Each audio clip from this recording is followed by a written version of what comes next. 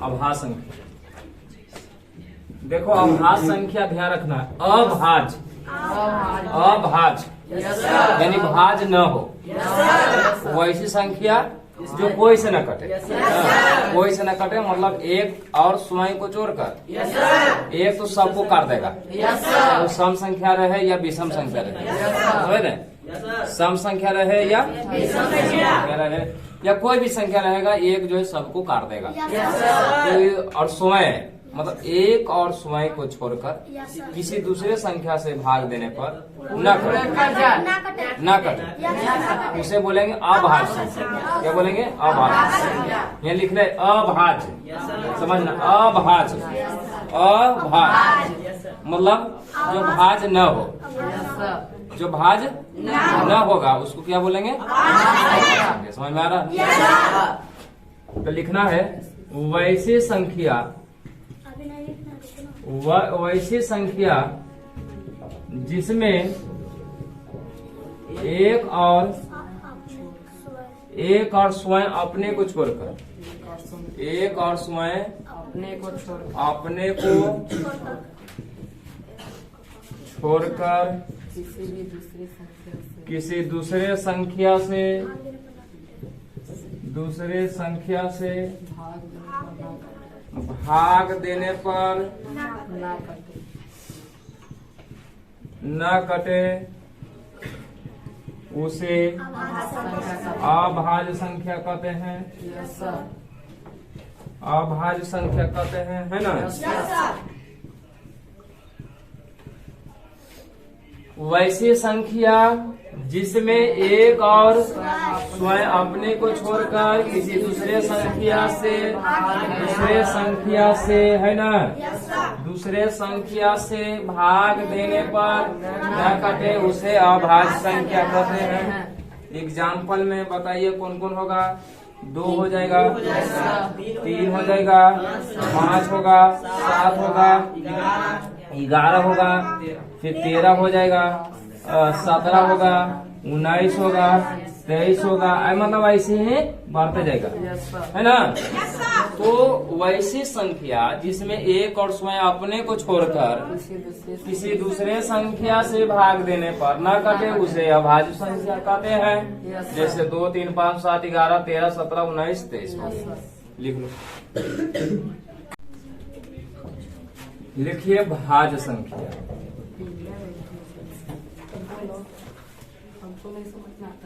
भाज्य संख्या, तो भाज्य मतलब कट जाए, भाज्य मतलब कट जाए, भाज्य मतलब क्या समझ में आ रहा है? तो वैसी संख्या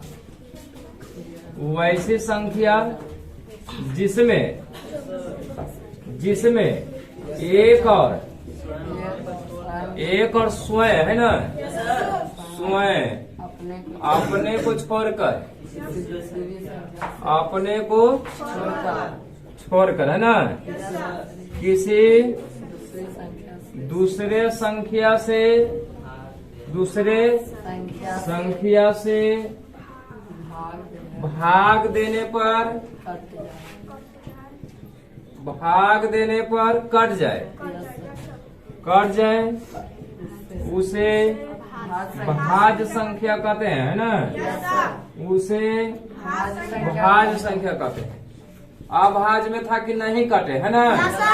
सारा चीज वही है, यहाँ पे कट जाए, वहाँ पे लिखा रहेगा ना कटे, सिर्फ ना का फर्क है ना। तो इसमें भाज्य है, उसमें अभाज्य है, के फर्क है ना। जैसे कौन कौन काटना वाला शुरू होता है?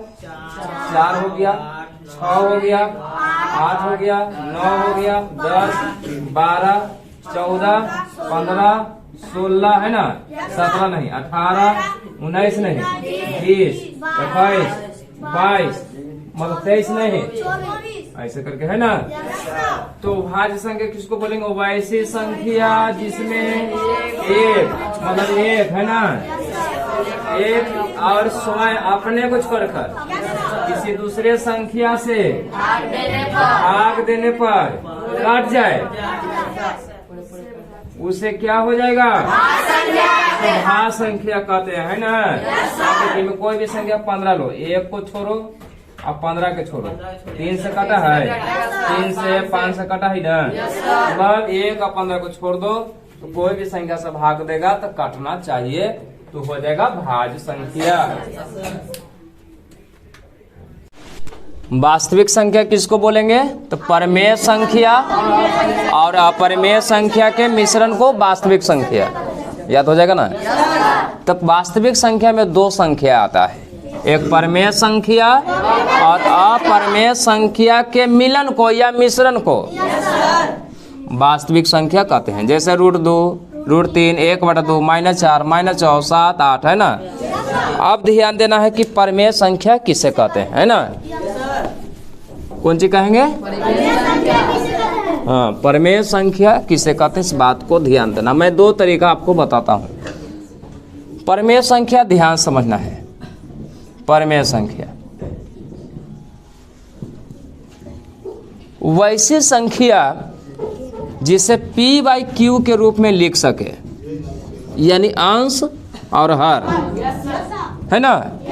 वैसी संख्या जिसे p/q के रूप में लिख सके, है ना, जब q does not equal to 0 हो। जब q does not equal to 0 हो तो परमेय संख्या हो जाएगा। जिस संख्या को p/q के रूप में लिख सकते हैं, जिस संख्या को p/q के रूप में लिख सकते हैं, जब q does not equal to 0 हो तो वह संख्या परमेय संख्या होता है। दूसरा ट्रिक, जिस संख्या का वर्गमूल, जिस संख्या के वर्गमूल पूर्ण रूप से निकले, पूर्ण रूप से निकल जाए तो वह परमेय संख्या होगा। जिस संख्या का वर्गमूल पूर्ण रूप से निकलेगा तो वह क्या हो जाएगा? परमेय संख्या हो जाएगा। जैसे √4, तो √4 का वर्गमूल कितना होता है? 2 होता है।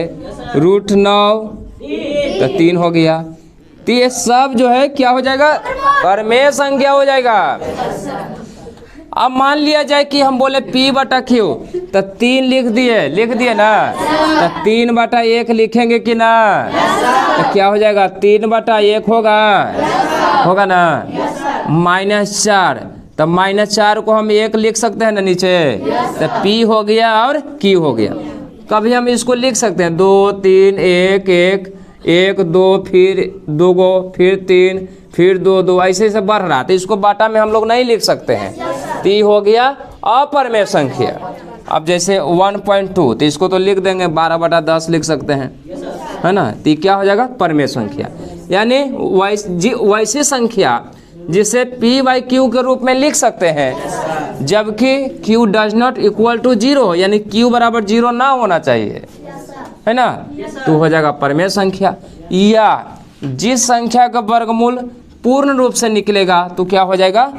परमेय संख्या, है ना। तो हम लोग परमेय संख्या के बारे में लिखो परमेय संख्या। जिस संख्या को परमेय संख्या लिख कर डैश दीजिए, लिखिए। जिस संख्या को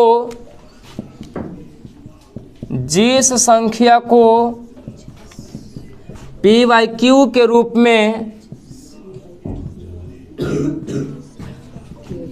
में लिख सकते हैं, कौन सी कर सकते हैं?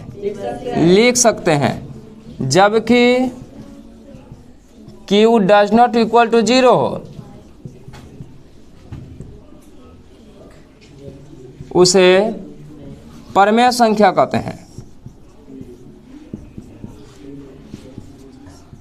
कौन सी कहेंगे बउआ रे? परमेय संख्या कहते हैं, है ना। दूसरा स्टार पॉइंट हो जाएगा, जिसका वर्गमूल निकल जाए, जिसका वर्गमूल पूर्ण रूप से निकल जाए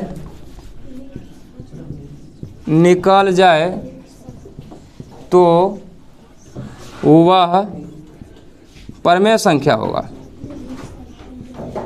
कौन सी हो जाएगा? परमेय संख्या होगा, है ना। देख लीजिए एग्जाम्पल में √4 हो गया, √9 हो गया, √16 हो गया, 1.2 हो गया, 3.4 हो गया, है ना, 6.2 हो गया, माथा पर बार भी लिख सकते हैं, या 3/2 -4 -6 etc ऐसे हो गया रहेगा, तो इक्वल हो जाएगा परमेय संख्या हो जाएगा। फिर समझो, जिस संख्या को कौन सी के रूप में लिखेंगे, P/Q के रूप में लिख सकते हैं, जबकि Q does not equal to 0 हो तो उसे क्या बोलेंगे, परमेय संख्या कहते हैं। या दूसरा फॉर्मूला ध्यान देना है, जिसका वर्गमूल कौन सी निकले पूर्ण रूप से, ये नहीं कि आप जो है बच जाए शेष या कुछ नहीं, पूर्ण रूप से निकालना चाहिए। पूर्ण रूप से निकल जाए तो वह परमेय संख्या होता है ना, जैसे √4, √9, √16, 1.2, 3.4, 6.2 है ना, कि माथा पर बार भी लिख सकते हैं, 3/2 -4 -6 etc। अब देखना है अपरमेय संख्या, तो देखिए इसमें आ लग गया। जिस संख्या को P/Q के रूप में न लिख सके, जिस संख्या को P/Q के रूप में न लिख सके, न लिख दिए है ना, न लिख सकते हैं, तो उसे क्या बोलेंगे, अपरमेय संख्या कहते हैं। यानी इसको P/Q के रूप में नहीं लिख सकते हैं। या जिसका वर्गमूल पूर्ण रूप से ना निकले तो वह अपरमेय संख्या हो जाएगा। कौन सा हो जाएगा, अपरमेय संख्या। एग्जाम्पल में देखो, तो √3 के वर्गमूल निकलता है लेकिन पूर्ण रूप से नहीं निकलता है, यानी निकलेगा तो हो जाएगा 1.732, मतलब ऐसे बढ़ते जाएगा। तो ये √3 क्या हो गया, अपरमेय संख्या हो गया। जैसे मान लिया जाए कि अब हमको लिखना है 2.31 322 3 ऐसे कर देगा, तो इसको कभी P/Q के रूप में नहीं लिख सकते हैं, कभी नहीं लिख सकते हैं।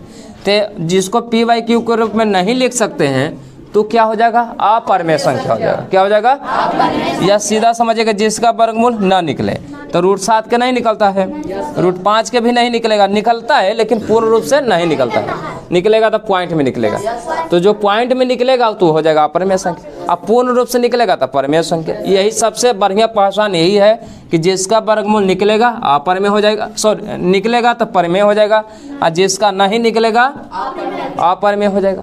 तो एकदम सीधा सा पहचान है। अब मान लीजिए कि तुमको दे दिया 2 यहाँ पे लिखते हैं 2 + √2, अब फिर दे दिया जाए 3 + √4। अब बताइए में कौन परमेय है, कौन अपरमेय है।